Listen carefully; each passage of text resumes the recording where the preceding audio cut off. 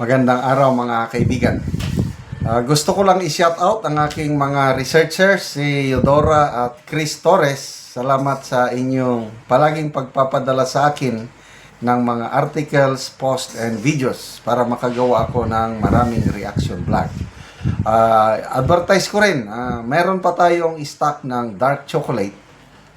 Dito lang kayo mag-text or tawag 0916-9000-997.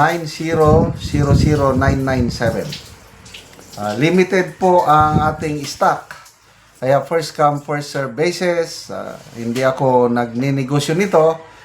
Umiinom lang ako araw-araw at napakaganda ang epekto sa aking health. Gusto ko lang matulungan ang mga farmers din ng Bukidnon na nagtatanim ng kakao para makabenta ng kanilang sikwati or tablia. Okay, ito, pinadala sa akin ni Chris Torres at Eudora.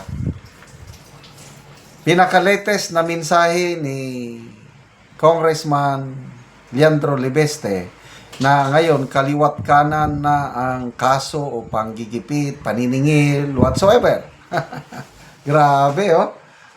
Sabi niya, mula 11 minutes ago, bago-bago pa lang, oh.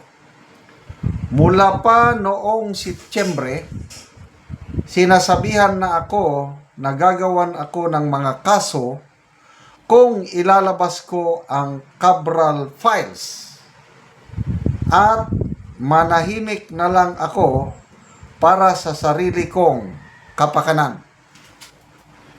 Wala akong nakuhang kahit piso mula sa gobyerno. Ang aking pera ay nagmula sa pribadong negosyo.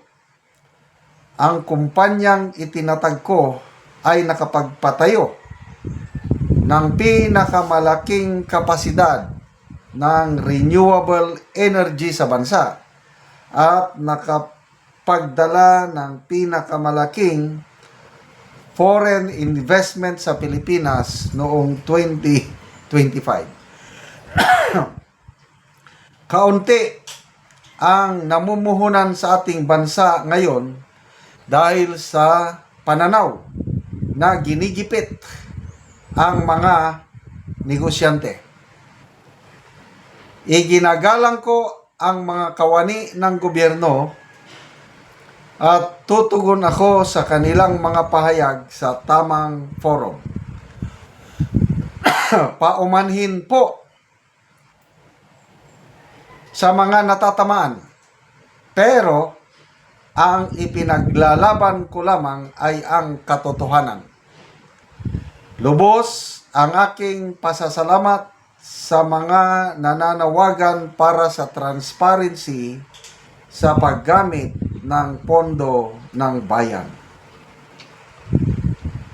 So, Cabral Files, September 1, umupo si Vince Dizon as Secretary ng DPWH, nagpakitang gilas at ang September 4, nagbigay ng go signal si Vince Dizon na bigyan ng kopya ng Cabral Files itong si Congressman Libeste at naniniwala ako sa kwentong ito. Kasi mula nung namatay si Yusek Cabral at pinag-usapan na yung Cabral Files, biglang tumahimik si Secretary Vince Dizon. Hindi na siya palaging nagpre-press conference kasi maiipit siya sa Cabral Files. Kaya tignan nyo, hindi na siya nagpre-press conference ngayon. Tahimik na lang siya. Nung wala pa yung Cabral Files, masipag si Secretary Vince Dizon. Every now and then, nagpre-press conference. Every time na may lakad siya, may media siyang dala. Ala style Boying Rimulya din siya. O ngayon, wala na. Naglahong parang bula. Kaya ako, naniniwala ako dito sa Cabral Files na sinasabi ni Congressman Libeste. At as early as September, my warning, huwag mong ilabas yan. Okay? So, kung wala pang pagmamahal sa transparency o sa taong bayan sa bansa si Congressman Libeste, pinaka-the best, tumahimik na lang siya. Kaya lang hindi niya yung ginawa. Nag-ingay. Kaya ngayon, wala na. Rest back kaliwat kanan. Oh, iniimbestigahan na siya ng ombudsman. Sabi niya, ombudsman, bata-bata mo pa, nininegosyo mo ang iyong franchise. Mahiya ka naman. Pilipino ka ba? Parang ganon. Amba, nagsalita ang Meralco, oy, wala kaming biniling ganito. Sumunod, ito na, Energy Secretary. Kinancel na namin yung contract at ano ito? Multa, 24 billion. Oh, yun na. Okay, tignan natin ha. Ang suporta ng taong bayan. Marami bang naniniwala kay... Ito ha. 18 minutes pa lang, oh. Ang dami nang nag-react, oh. Ang nag-react, 13,000. After 18 minutes, 7,300 nag-like, 5,100 ang nag-love, 1,100 ang nag-care. Ang tumatawa, ilan lang? 21 lang ang tumatawa. Ibig sabihin, halos 99% sa mga netizens bumubuhos ang suporta nila dito sa batang congressman. Laban lang po, Congressman Libeste. Nasa likod mo ang nakakaraming taong bayan. Ang kadiliman ni minsan hindi mananaig sa liwanag. Nasa liwanag po kayo, Congressman Libeste, dahil gusto nyong isabulat, pag-alam sa taong bayan ang ginagawa nilang panluloko sa budget natin sa pamamagitan ng Cabral Files na yan. Huwag po kayong matakot. Kasama nyo ang Diyos, kasama nyo ang taong bayan. Naniniwala kami sa inyong katapatan.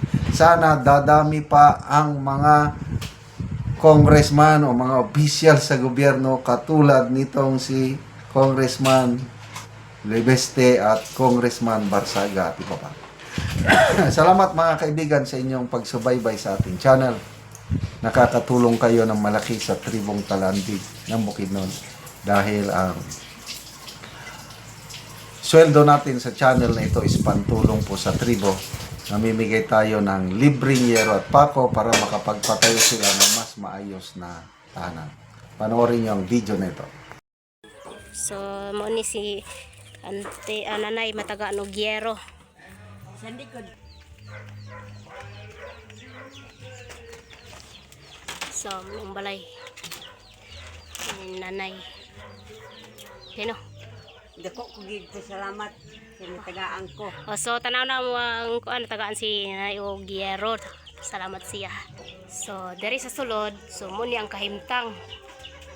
So, tuluan na kaayo kung muulan. So, makita nimo oh, suluoy gid kaayo. So, basta gitagaan nato sila gyero aron mapulihan ang ilang ato.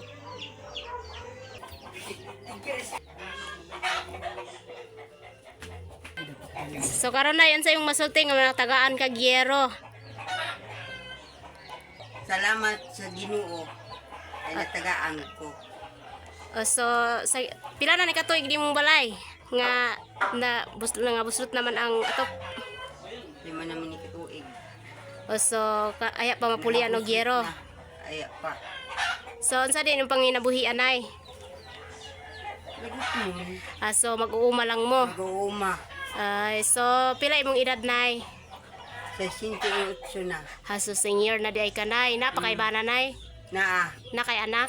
Naa. So, pila ka buki mong anak nay? Isa ra. So, isa ra imong anak. Ay, so, si nanay.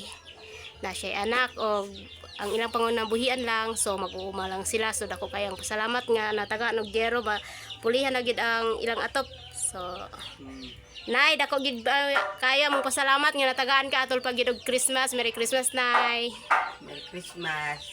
Salamat kayo. So dako kayong pasalamat kay makapuli na gid og Giyero si Nanay. Sige, Nay, salamat pod.